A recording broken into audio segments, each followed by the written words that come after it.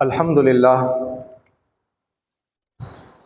للہ رب العالمین والصلاة والسلام علی رسولہ الامین وعلی آلہ واصحابہ اجمعین، اما بعد۔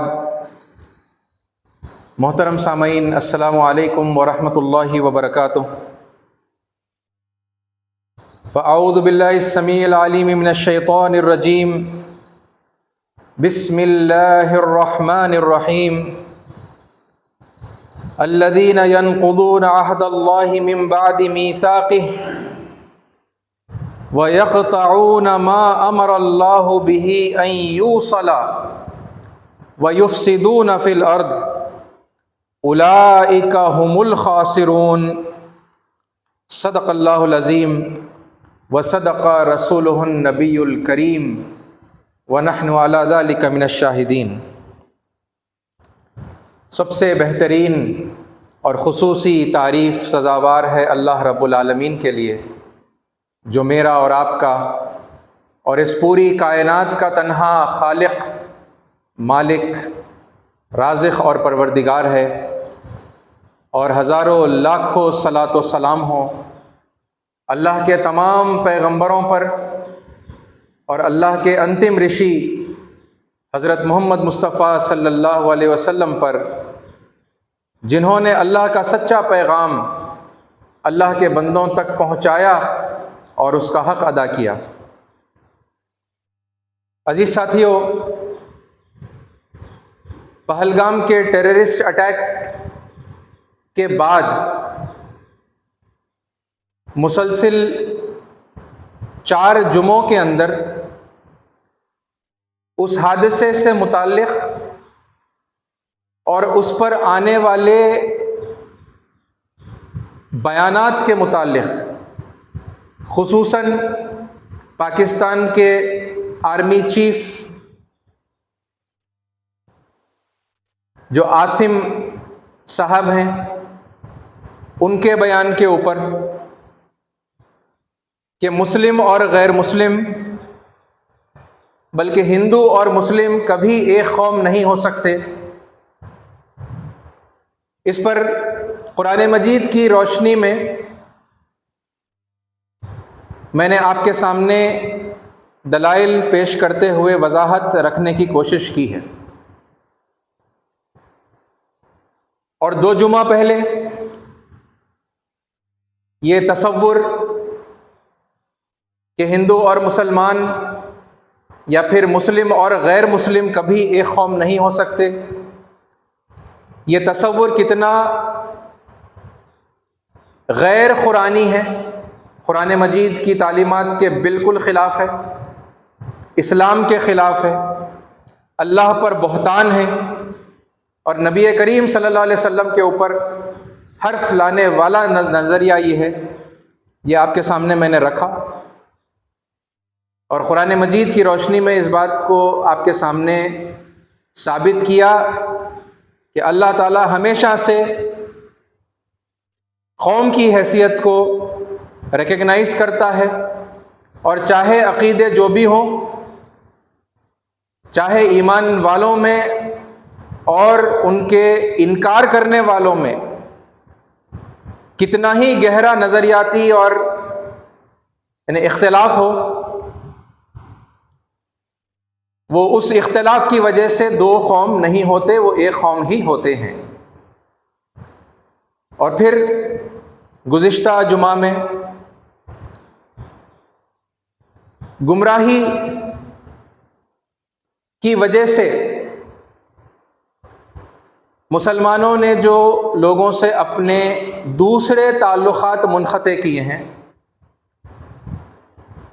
ان کے قرآن مجید کے حوالوں کے ساتھ میں ان کے تعلق سے وضاحتیں میں نے آپ کے سامنے رکھی۔ عالمی بھائی چارہ، گلوبل بردرہڈ، سارے انسان ایک ماں باپ کی اولاد ہونے کا تعلق، اور پھر اس کے بعد میں خاندانی بھائی چارہ،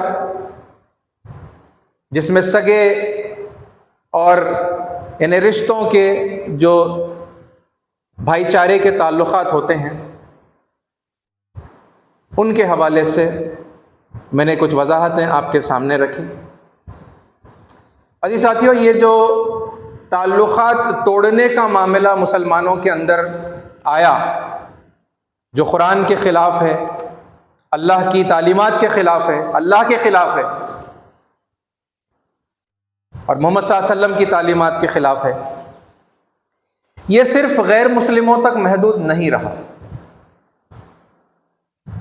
بلکہ یہ تعلقات توڑنے کا معاملہ جب یعنی باہر والوں سے پہلے تعلقات توڑے، پہلے باہر والا بنایا ان کو اور پھر ان سے تعلقات توڑے،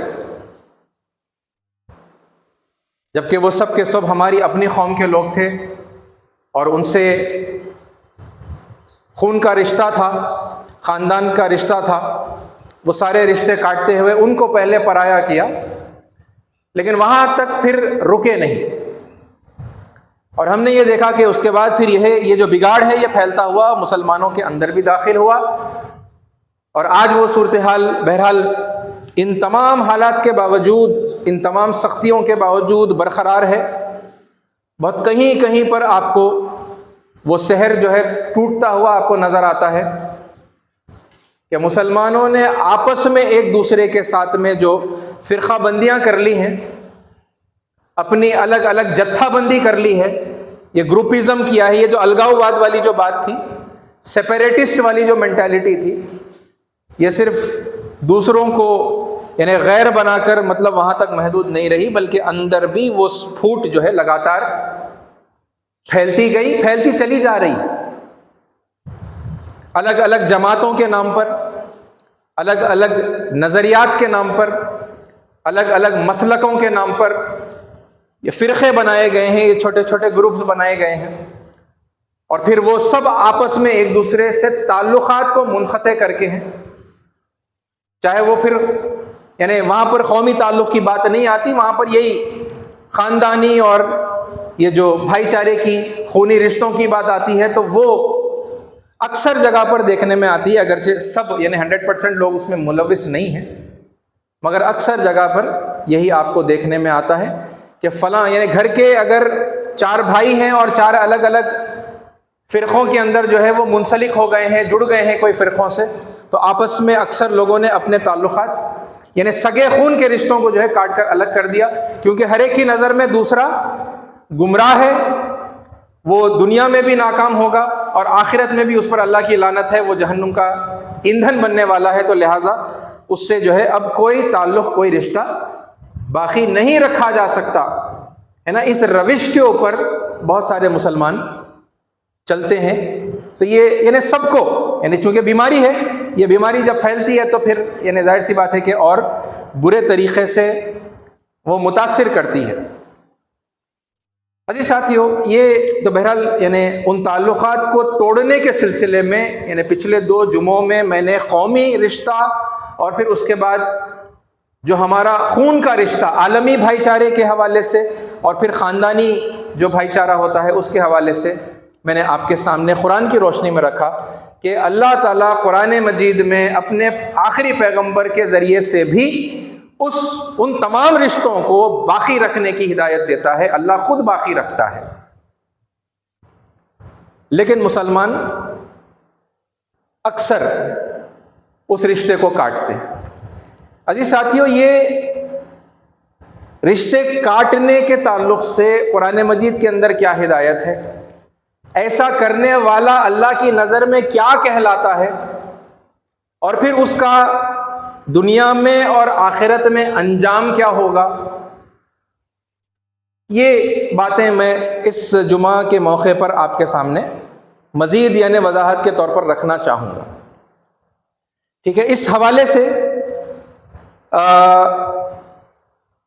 یعنی قرآن مجید کے 2 مقامات سے میں کچھ آیتیں آپ کے سامنے پیش کروں گا، تو میری گزارش یہ ہے کہ آپ لوگ اسے نوٹ بھی کر لیں اور پھر آپ یعنی خود ان آیتوں کا جائزہ لیں، ٹھیک ہے، ان کے اگلی اور پچھلی آیتوں کو بھی دیکھیں اور پھر اس بات کو سمجھیں کہ بات آؤٹ آف کانٹیکسٹ تو بیان نہیں کی جا رہی، بہرحال یعنی سمجھنے کی اس بات کو کوشش کریں، کیونکہ اب یہ دیکھیے ایک رویہ ہے نا، رشتے کاٹنا ایک بیہیویئر ہے، یہ بیہیویئر کون کرتا ہے؟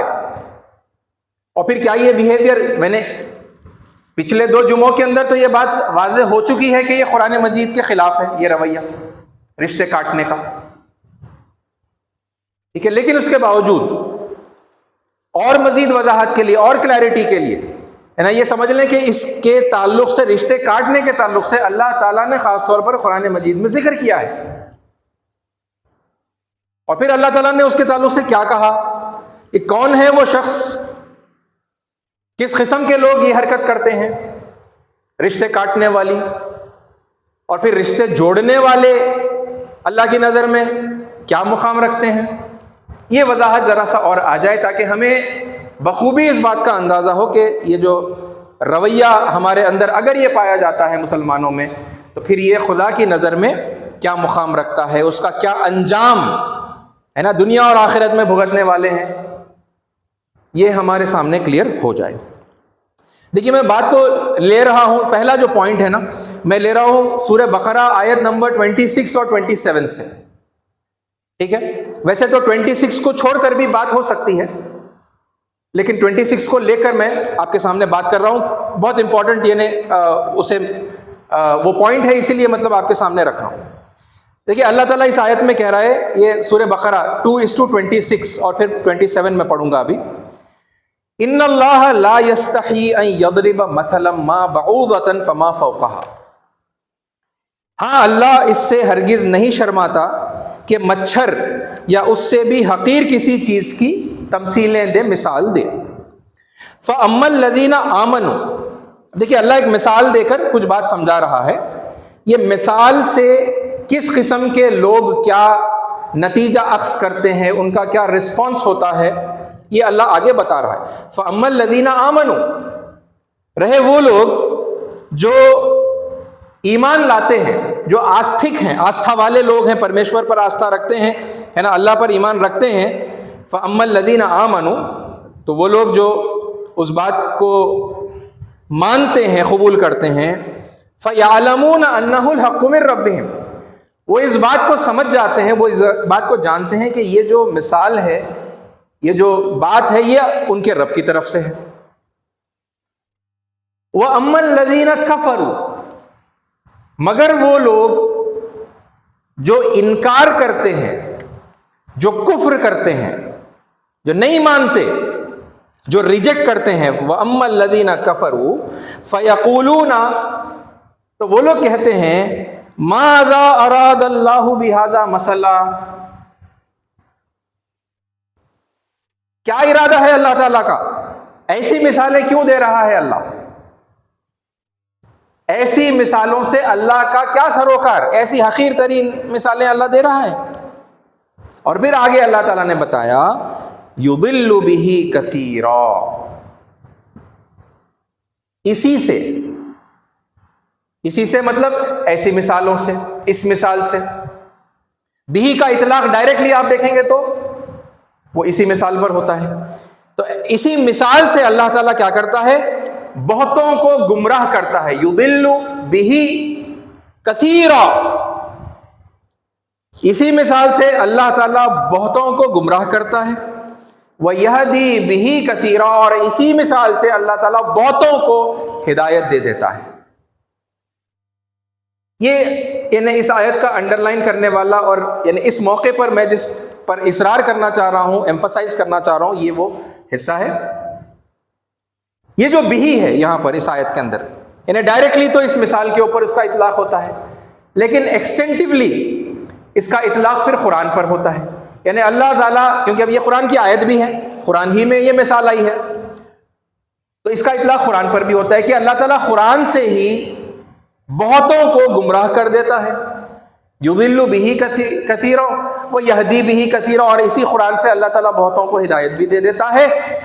وما یضل بہ الا الفاسقین، اور نہیں گمراہ ہوتے اس مثال سے یا اس قرآن سے مگر وہ لوگ جو فاسق ہیں۔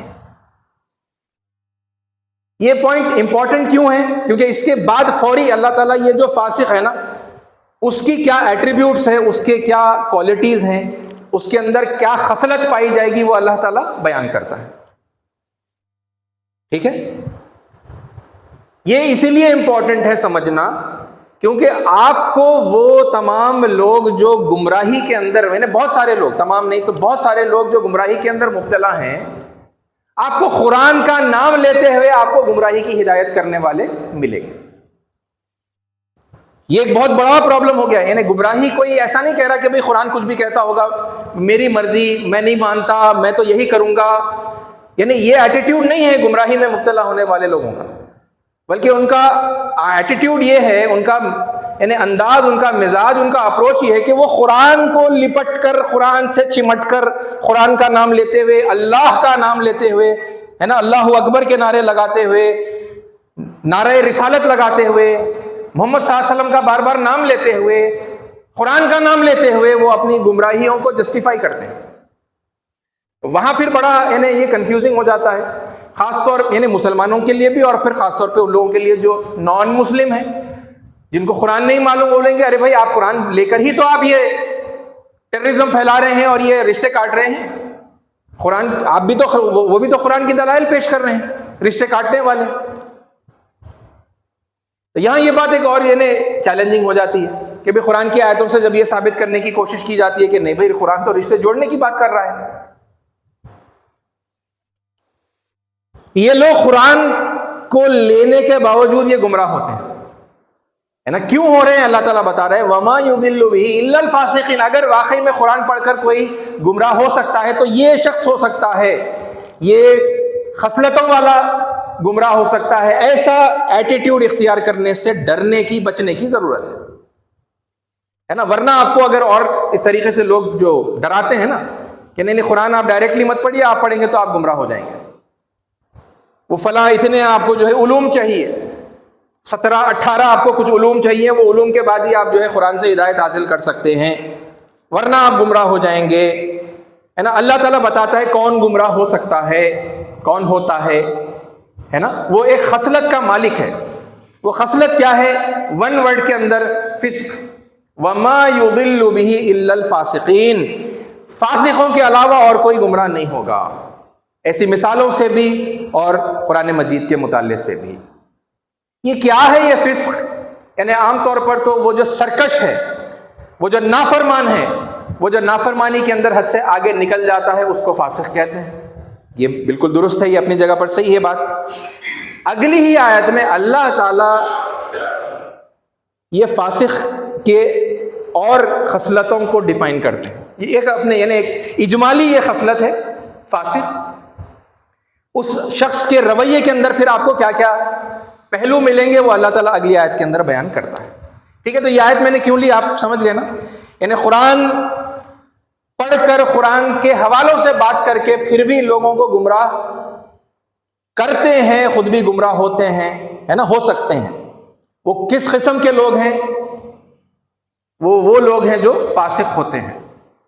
ٹھیک ہے، تو یہ خبردار کرنے کے لیے میں بتا رہا ہوں، میں کسی کو لیبل نہیں لگا رہا. یہ لیبل لگانا، حکم لگانا، ججمنٹ کرنا فلاں فاسق فلاں فاسق، یہ ہمارا کام نہیں ہے. فسق کیا ہے یہ بتانا ہماری ذمہ داری ہے نا. کفر کیا ہے بتانا ہماری ذمہ داری ہے. اس حوالے سے بتا رہا ہوں، ہے نا، سب کو بتا رہا ہوں. اور بالخصوص یعنی اس التجا کے ساتھ میں اپنے مسلم بھائیوں سے کہ بھائیوں جانے انجانے میں دیکھو کیا کہیں یہ غلطی تو ہم سے نہیں ہو رہی کہ ہم فسق میں مبتلا ہیں، کہ قرآن کے حامل تو ہیں مگر پھر بھی یعنی گمراہ ہو رہے ہیں. اچھا، یہ اب کیسے پہچانیں گے؟ کیا ایٹریبیوٹس ہوں گے، کیا بیہیویئر ہوگا اس شخص کا جو فاسق ہے؟ دیکھیے اللہ تعالیٰ اگلی آیت میں بتا رہے الذین. الذین یہ وہی لوگ ہیں، اوپر بتایا کہ وما یضل به الا الفاسقین. ٹھیک ہے، گمراہ نہیں ہوں گے سوائے وہ جو فاسق ہیں. الذین یہ وہی لوگ ہیں. کون؟ الذین ینقضون عہد اللہ من بعد میثاق. یہ وہی لوگ ہیں جو اللہ سے کیے ہوئے اپنے عہد کو توڑتے ہیں، اس عہد کو پختہ باندھنے کے بعد. یہ بہت امپورٹنٹ بات ہے. یعنی اللہ سے کیے ہوئے وعدے کو توڑ رہے ہیں یہ لوگ. کب توڑ رہے ہیں؟ من بعد میثاق، اس عہد کو پختہ باندھنے کے بعد، یعنی وہ وعدہ کرنے کے بعد توڑ رہے ہیں. تو ویسے تو اب آپ اس کی یعنی اس آیت کی اس پہلو کی تشریح میں جائیں گے تو آپ کو ملے گا کہ یہ عہد الست کی بات ہے نا. اللہ تعالیٰ نے سارے انسانوں کو حضرت آدم علیہ السلام کی پوچھ سے نکالا اور پھر ان سے وہ عہد لیا جسے عہد الست کہتے ہیں. الست بربکم، کیا میں تمہارا پروردگار نہیں ہوں؟ اور پھر سب نے کہا قالوا بلا شہدنا، سب نے کہا کہ ہاں یقیناً آپ ہمارے پروردگار ہیں، ہم اس کی گواہی دیتے ہیں. ٹھیک ہے، ایک تو بات یعنی تفسیروں میں ملتی ہے اس عہد کی جو ہے بات ہو رہی ہے جیسے انسان پیدا ہوا ہے نا، وہ یعنی اپلائی ہو گیا اس کے اوپر. یہاں پر اس کے ساتھ ساتھ ذرا اور زیادہ یعنی غور کرنے کی بات یہ ہے کہ یہ عہد کو توڑنے والے کب توڑ رہے ہیں؟ من بعد میثاق، عہد کو جوڑنے کے بعد. یعنی انسان اس دنیا کے اندر پورے ہوش و حواس میں شعور کے ساتھ میں جب اس عہد کو ریکگنائز کر کے جوڑتا ہے اور اسے نبھانے کا دوبارہ یعنی وعدہ وہ کرتا ہے نا، یہ ہوگا من بعد میثاق. تو اللہ سے کیے ہوئے عہد کو توڑ رہے ہیں مضبوط وعدہ کرنے کے بعد، ہے نا، مضبوط میثاق باندھنے کے بعد. ٹھیک ہے، یعنی اب یہ کس پر اپلائی ہوگا؟ یعنی ان جنرل تو سب پر، سارے انسانوں پر ہوگا. پھر اس کے بعد اب جو مسلمانوں کے گھروں میں پیدا ہو گئے وہ کلمہ پڑھتے ہیں، وہ کلمہ ان کا عہد ہے اللہ کے ساتھ کہ اس کے علاوہ کسی اور کی بندگی نہیں کریں گے، اس کے علاوہ کسی اور کا فرمان نہیں مانیں گے، ہے نا، اور اپنی گائیڈنس کے لیے محمد صلی اللہ علیہ وسلم کو جو ہے فالو کریں گے. یہ بار بار وہ یعنی عہد کی جو ہے احیا ہے، اس کا زندہ کرنا ہے، اس کو بار بار جو ہے ریپیٹ اور رینیو کرنا ہے. یہ یعنی اب غیر شعوری طور پر پھر یہ تو یعنی تقریباً مسلمان کرتے ہی ہیں، لا الہ الا اللہ محمد رسول اللہ پڑھتے ہیں لوگ. لیکن پھر ان لوگوں کے اندر بھی وہ جو چھٹ کر باشعور انداز میں دین کی تعلیمات سے واقف ہوتے ہیں اور انہیں پھر اس بات کا اندازہ اور احساس ہوتا ہے کہ نہیں، یہ اب تک جو میں پڑھتے ہوئے آ رہا تھا لا الہ الا اللہ، یہ تو ایک غیر شعوری طور پر میں کلمے کو یوں ہی پڑھ رہا تھا کیونکہ بچپن سے بتایا گیا تھا. لیکن اب یہ وقت آ گیا ہے کہ میں اس عہد کو پورے شعور کے ساتھ میں، پوری کمٹمنٹ کے سامنے پھر ایک بار اس کا اعادہ کروں. جی، اور بعض جماعتوں کی یعنی خوبصورت ان کی جو تربیت ہے اس کے اندر یہ باضابطہ یہ کروایا جاتا ہے، مجھے بھی کروایا گیا تھا، میں بھی کر چکا ہوں، مجھے یاد ہے. اس بات کا احساس دلایا گیا کہ بھئی تم بچپن سے لے کر آج تک جو کلمہ پڑھتے ہوئے آئے ہو کوئی شعور کے بغیر ایسے ہی پڑھ رہے تھے، بس مسلمانوں کے گھر میں پیدا ہو گئے، وہی چونکہ بتا دیا گیا، وہی چونکہ سکھا دیا گیا، دین کے حوالے سے، حق کے حوالے سے بتایا گیا، آپ پڑھتے ہوئے آ رہے ہیں. لیکن کیا واقعی آپ نے وہ کمٹمنٹ کیا ہے اللہ سے کہ اس کے علاوہ پھر اور کسی کے قانون کی آپ فرمانبرداری نہیں کریں گے؟ اور فالو کرنے کے لیے جو آپ رول ماڈل ہے وہ محمد صلی اللہ علیہ وسلم کے نقش قدم پر چلنے کا آپ نے یعنی پوری کمٹمنٹ کے ساتھ میں یہ وعدہ کیا ہے. اور سیلف انٹروسپیکشن میں یہ احساس ہوتا ہے کہ نہیں بھائی ایسا تو نہیں کیا ہے نا، تو پھر یہ ارادہ کرنا، یہ سوچنا کہ اب یہ اب ایک ریئل کمٹمنٹ ہے پورے ہوش و حواس میں، ہے نا، پوری یکسوئی کے ساتھ میں باشعور اب اپنے آپ کو اللہ کی بندگی کے حوالے کر رہا ہوں اور محمد صلی اللہ علیہ وسلم کو اپنے لیے اسوہ حسنہ سلیکٹ کر رہا ہوں. یہ کروایا جاتا ہے. بہرحال مطلب فارملی انفارملی جو لوگ دین سے وابستہ ہو کر پھر دین کی خدمت کے لیے آگے آتے ہیں تو وہ تو پھر یعنی یہ شعور کے ساتھ میں اپنے اس عہد کو باندھتے ہیں. یہ پھر ان کے اوپر اگر وہ وعدہ خلافی کریں گے تو ان پر تو پھر اور سخت گرفت ہوگی نا. تو الذین ینقضون عہد اللہ من بعد میثاقہ. اب یہ فاسق کی ڈیفینیشن میں آ رہا ہے کہ یہ تو وہ لوگ ہیں جو اللہ سے مضبوط عہد باندھنے کے باوجود وہ اسے توڑتے ہیں. وَيَقْطَعُونَ مَا أَمَرَ اللَّهُ بِهِ أَن يُوصَلَ. یہ ہے پھر ذرا مزید اور انڈر لائن کرنے والی بات اس آیت کے اندر. اور وہ کیا کرتے ہیں؟ اللہ نے جسے جوڑنے کا حکم دیا ہے اسے کاٹتے ہیں. قومی رشتہ اللہ نے جوڑا یا کاٹا؟ اللہ نے جوڑا. جوڑنے کا حکم ہے. عالمی بھائی چارے کا رشتہ اللہ نے جوڑ کر بات کی، کاٹ کر بات کی؟ اللہ نے جوڑ کر بات کی. خاندانی خونی آپ کا بھائی چارہ اللہ نے جوڑ کر بات کی یا کاٹ کر بات کی؟ اللہ نے جوڑ کر ہی بات کی، اتنی تاکید ہے اس کو جوڑنے کی، لیکن ہم کاٹ رہے ہیں۔ وَيَقْطَعُونَ مَا أَمَرَ اللَّهُ بِهِ أَن يُوصَلَ، اللہ نے جسے جوڑنے کا حکم دیا تھا اسے کاٹتے ہیں۔ یہ فاسق کی ڈیفینیشن کے اندر آ رہا ہے ایسی حرکتیں۔ اب یہ بیہیویئر کو دیکھیے اور سیلف انٹروسپیکشن کر لیجیے۔ کسی کو ٹھپا لگانے، لیبل لگانے، کسی پر یہ نام ہے نا، یہ تو فاسق ہے، فلاں فاسق ہے، یہ کرنے کے لیے نہیں، اپنے جائزے کے لیے۔ ارے لا علمی میں، انجانے میں کل تک رشتے کاٹ رہا تھا، اب تک رشتے کاٹ رہا تھا، اور اللہ کے عہد کی جو ہے میں نافرمانی کر رہا تھا۔ وَيَقْطَعُونَ مَا أَمَرَ اللَّهُ بِهِ أَن يُوصَلَ وَيُفْسِدُونَ فِي الْأَرْضِ، اور زمین میں فساد برپا کر دیتے ہیں۔ یہ کیونکہ رشتے کاٹنے سے فساد برپا ہوتا ہے، رشتے کاٹنے سے فساد برپا ہوتا ہے، فساد برپا ہو رہا ہے۔ آپ دیکھ رہے ہیں اپنی سر کی آنکھوں سے چاروں طرف، ہے نا، جہاں جہاں رشتے کاٹے گئے وہاں وہاں فساد جو ہے بہرحال آ چکا ہے، آ رہا ہے۔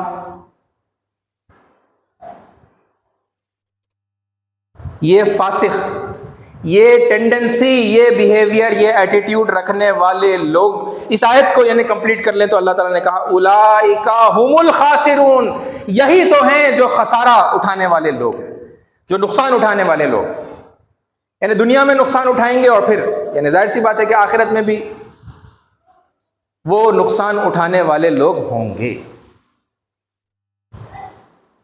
رشتے کاٹنا، دیکھیے یہ باتوں کو کنیکٹ کریں، رشتے کاٹنا کس کی علامت ہے؟ یہ فسق کی علامت ہے۔ اب تک جو کچھ ہوا جانے انجانے میں، ٹھیک ہے، لیکن اب اگر یہ بات سمجھ میں آ جاتی ہے تو پھر یہ تو کوئی وہ کوالٹی نہیں ہے نا جو اللہ تعالیٰ کے نزدیک پسندیدہ ہے، ڈیزائریبل ہے۔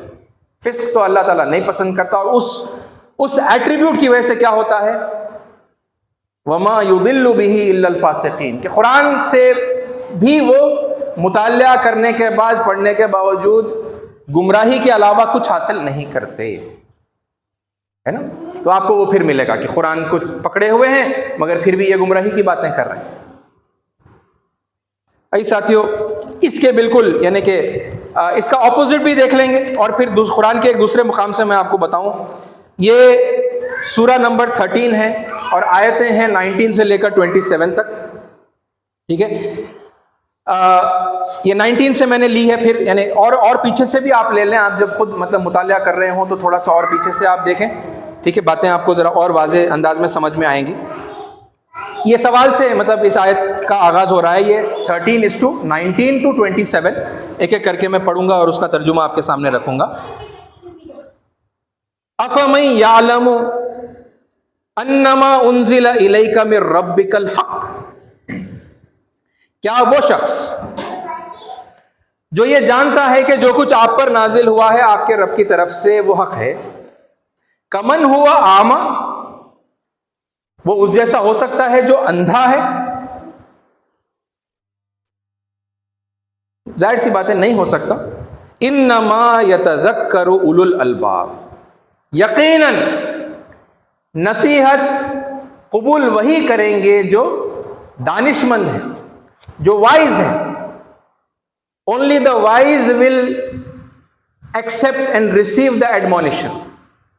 اور یتذکروا کا لفظی معنی ہے یاد دہانی، یاد دہانی وہی قبول کرے گا جو دانشور ہوگا، جو عقل والا ہوگا، ٹھیک ہے۔ یہ ایک بات اللہ تعالیٰ نے بتائی، اور پھر اب آگے دیکھیے، یعنی اللہ کے نازل کردہ کلام کو فالو کرنے کے سلسلے میں ہے نا یہ بات ہو رہی ہے، اور جو اسے پڑھ کر بھی نہیں پڑھ رہا، نہیں سمجھ رہا، وہ اندھا ہے، ٹھیک ہے، اس آیت کے مطابق۔ یہ دونوں ایک جیسے نہیں ہو سکتے، یہ اندھا اور اس کلام کو پڑھ کر یہ سمجھنے والا، یہ جان لینے والا کہ یہ واقعی اللہ کی طرف سے ہے جو محمد صلی اللہ علیہ وسلم پر نازل ہوا، دونوں ایک جیسے نہیں ہیں۔ ہاں، نصیحت کون حاصل کرے گا؟ وہی کرے گا جو عقل مند ہے، دانشور ہے۔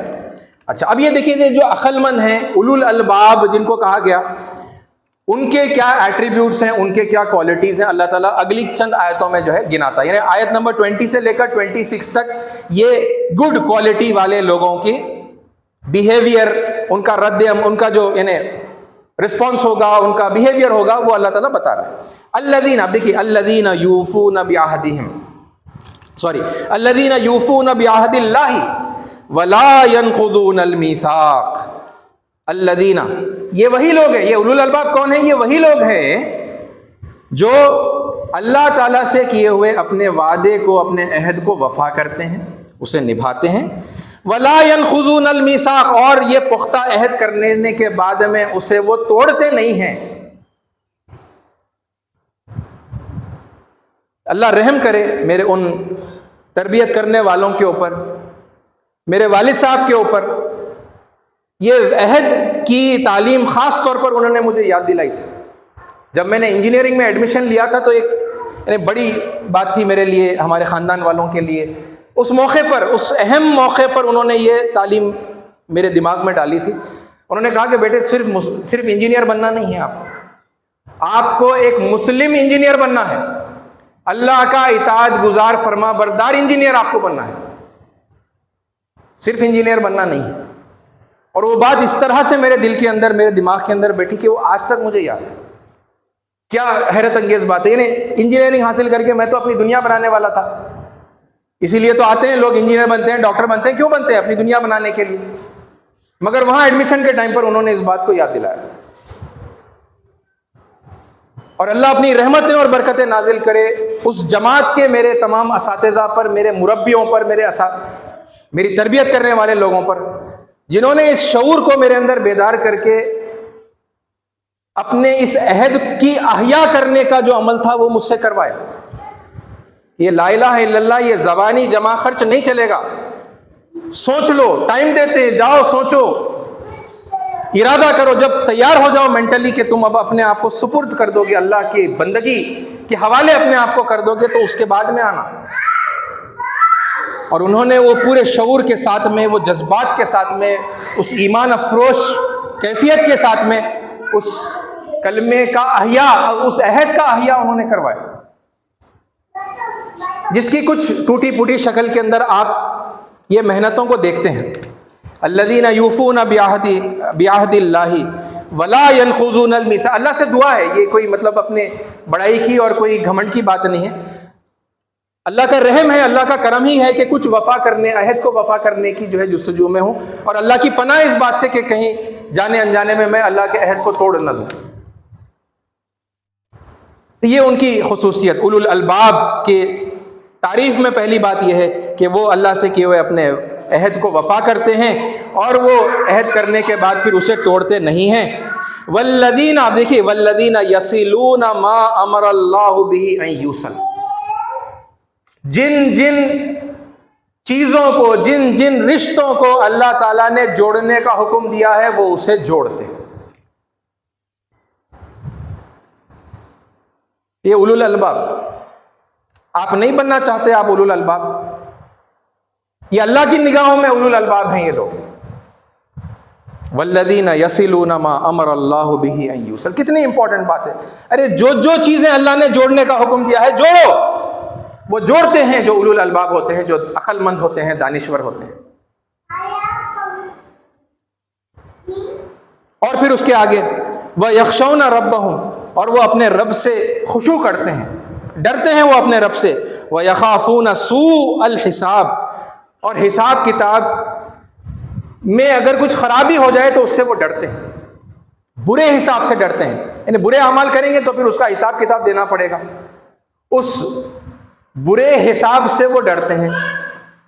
اور دیکھیے والذین صبروا ابتغاء وجہ ربہم، اور جن لوگوں نے صبر کیا اپنے رب کی رضا کی خاطر. کیونکہ یہ رشتے جوڑ کے رکھنا، یہ رشتے نبھاتے چلنا، یہ کوئی آسان کام نہیں ہے، بڑا صبر آزما کام ہے. تو اللہ تعالیٰ نے جیسے ہی کہا کہ وہ رشتوں کو جوڑتے ہیں جنہیں اللہ تعالیٰ نے جوڑنے کا حکم دیا، اس کے پیچھے پیچھے اللہ تعالیٰ نے اگلی آیت میں بتا دیا کہ وہ صبر کرتے ہیں. کیوں؟ کیونکہ انہیں ان کی رب کی رضا چاہیے ہوتا ہے. والذین صبروا ابتغاء وجہ ربہم، اپنے رب کی رضا کی خاطر. یہ اور بھی رشتے ہیں، یعنی میاں بیوی کا رشتہ، باپ بیٹے کا ہے نا، ماں کا اولاد کے ساتھ میں، ٹھیک ہے، یہ مطلب اور بھی رشتے ہیں. سب رشتوں کو وہ جوڑ کر رکھنے کی کوشش کرتے ہیں، اور وہ بڑا صبر آزما کام ہے، اپنے رب کی رضا کے لیے وہ کرتے ہیں.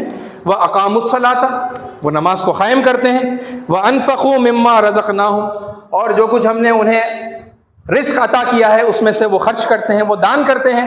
سِرًّا وَعَلَانِيَةً، وہ چھپ چھپ کر، چھپا چھپا کر بھی دیتے ہیں، اور علانیہ بھی لوگوں کو بتا کر بھی دیتے ہیں.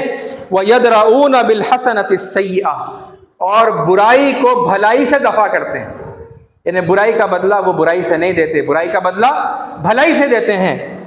وَيَدْرَؤُونَ بِالْحَسَنَةِ السَّيِّئَةِ أُولَٰئِكَ لَهُمْ عُقْبَى الدَّارِ، یہی تو وہ لوگ ہیں جن کے لیے آخرت کا گھر ہے. ایسے لوگوں کے لیے خوشخبری ہے، یہ رشتے جوڑنے والوں کے لیے خوشخبری ہے نا. اور پھر اگلی آیت، وہ کیسا ہوگا گھر بھی بتایا اللہ نے. جنات عدن يدخلونها ومن صلح من آبائهم وازواجهم وذرياتهم، یعنی ایسے باغ، وہ گھر کیسا ہوگا، اس میں باغ ہوں گے، وہ ایسے باغ جو ان کی ابدی قیام گاہوں کے، وہ خود بھی ان میں داخل ہوں گے، اور ان کے آباء و اجداد اور ان کی بیویوں اور ان کی اولاد میں سے جو صالح ہیں وہ خود بھی جائیں گے، ان کے باپ دادا میں سے بھی کچھ لوگ جائیں گے جو صالح ہیں وہ جائیں گے، اور ان کی بیویوں میں سے بھی اور ان کی اولاد میں سے بھی جو صالح ہیں، ہے نا. من صلح من آبائہم وازواجہم وذریاتہم والملائکۃ یدخلون علیہم من کل باب، اور ہر دروازے سے فرشتے ان کے پاس داخل ہوتے چلے جائیں گے، ہے نا. کیا کہیں گے فرشتے؟ سلام علیکم، سلامتی ہو تم پر. کیوں؟ بما صبرتم، تمہارے صبر کی وجہ سے تم پر سلامتی. صبر کیا نا، رشتے جوڑنا، اللہ کے عہد کو وفا کرنا، یہ کوئی معمولی بات نہیں ہے، بہت دل آزما کام ہے، بہت یعنی انسان کو جو ہے گھسا دینے والا، پیس دینے والا یہ کام ہے.